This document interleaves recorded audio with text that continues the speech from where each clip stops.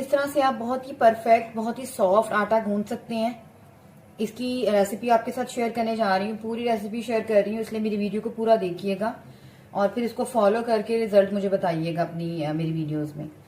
तो आइए शुरू करते हैं कि आटा हमने कैसे नीड किया है। करते हैं जी बिस्मिल्लाहिर्रहमानिर्रहीम से। बहुत ही सिंपल तरीके से परफेक्ट आपको आटा गूंथने की रेसिपी देने जा रही हूँ। यहाँ पे मैंने तकरीबन 1 kg ले लिया जी आटा, और ये चक्की का आटा है। कुछ लोगों से चक्की का आटा जो है वो काफी सख्त रह जाता है, रोटी उनकी सख्त पकती है, तो उसके लिए एक टिप देने लगी हूँ। यहाँ पे मैं 1 टीस्पून के बराबर नमक डाल रही हूँ, ज्यादा नमक नहीं ऐड करूंगी, सिर्फ टेस्ट के लिए। और इसको हम गूंदेंगे जी थोड़े से नीम गर्म पानी में, और थोड़ा सा, बिल्कुल थोड़ा सा, तकरीबन 1 टेबलस्पून के बराबर बस मैं ऑयल शामिल कर रही हूँ। वैसे ही ऑप्शनल है, लेकिन चक्की का आटा है तो अगर थोड़ा सा आप नरम रखना चाहते हैं अपने आटे को, तो इसलिए मैं थोड़ा सा डाल रही हूँ।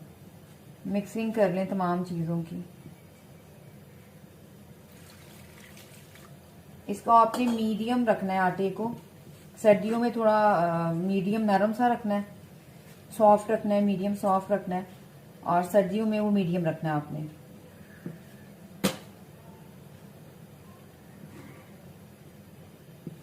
गर्मियों में मीडियम सॉफ्ट रखना है, और सर्दियों में आपने इसको बिल्कुल मीडियम सा, दरमियाना सा जो है वो गूंदना है। तो यहाँ पे इसको अच्छी तरह से पूरे आटे को ले लेते हैं।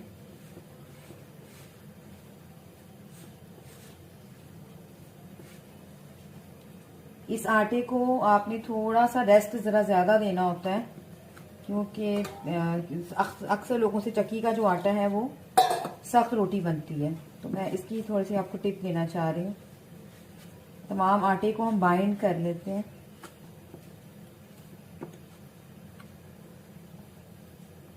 इसमें हमने अंदाजे से पानी डालना है, इसमें पानी की कोई मेजरमेंट नहीं है। आमतौर से चक्की का जो आटा है वो ज्यादा पानी एब्जॉर्ब करता है, तो आपने इस तरह से अंदाजे के हिसाब से डालते जाना है।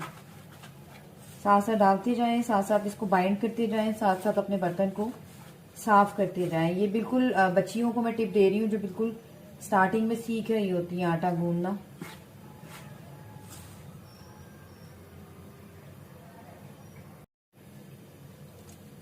मैं आपको वीडियो चाहे आपको थोड़ी सी लंबी लगे, मैं थोड़ा सा, क्योंकि एक एक चीज आपको बताना चाह रही हूँ जो अक्सर हम जब स्पेशली लड़कियां सीख रही होती हैं आटा गूंदना, तो वो छोटी छोटी टिप्स जो हैं वो आपको काफी एक्सपीरियंस के बाद आती हैं।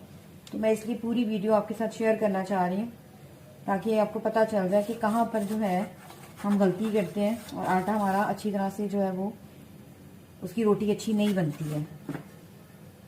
थोड़ा थोड़ा करके ऐड करें, बर्तन साथ साथ साफ करते जाएं।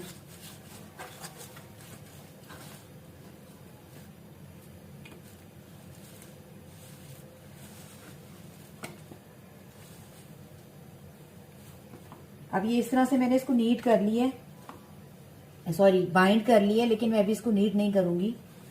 थोड़ा सा पूरे आटे पे पानी लाइट सा डालकर, बिल्कुल लाइट सा डालकर, इसको तकरीबन 10 मिनट्स के लिए मैं रेस्ट दे दूंगी। ये बहुत ही जरूरी है अगर आपको अच्छा रिजल्ट चाहिए अपने आटे का। इस तरह से साफ कर लें साथ साथ, और इसको 10 मिनट्स के जो है रेस्ट के ऊपर मैं रख दूंगी। उसके बाद जो है फिर मैं इसको नीट करूंगी। थोड़ा सा और डाल दें पानी, क्योंकि सर्दी है तो आप पानी थोड़ा ज्यादा चाहिए होता है आपके आटे को। तो इस तरह से रख दूंगी मैं इसको 10 मिनट्स के लिए। आफ्टर 10 मिनट्स मैं आपके सामने इसको नीट करूंगी। जी 10 मिनट्स हो गए हैं, अब इसको गूंद लेते हैं। वैसे तो हम इसको बर्तन में ही गूंद सकते हैं, जैसे मर्जी, जिस बर्तन में हम गूंदते होते हैं आटा। तो ऐसा क्लियरली आपको दिखाने के लिए मैं सरफेस के ऊपर इसको लगा रही हूँ, और इसके ऊपर मैं आपको नीट करके दिखाऊंगी। आप देख सकते हैं कि 10 मिनट का रेस्ट देने से आटा कितना सॉफ्ट हो गया है। इसको गूंदना बहुत ज्यादा आसान हो जाता है और रिजल्ट बहुत अच्छा आता है, जो चपाती या रोटी जो आप बना रहे हो। इस तरह से लाइट सा पानी मैंने अपने हाथों पे बस लगाया, ज्यादा पानी ऐड नहीं करना, ऑलरेडी पानी उसके अंदर है।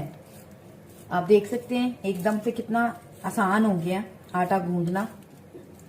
अगर आप फौरन से बाइंड करेंगे और फौरन से गूंदना शुरू कर देंगे, आटा गूंदने में आपको मसला यानी कि थोड़ी सी मुश्किल भी होती है, और दूसरे रिजल्ट आपको वैसा नहीं मिलता। मुझे कोई पानी वगैरह दोबारा से लगाने की जरूरत नहीं पड़ रही है, आप देख सकते हैं। जिस मर्जी तरीके से आप इसको गूंद सकते हैं।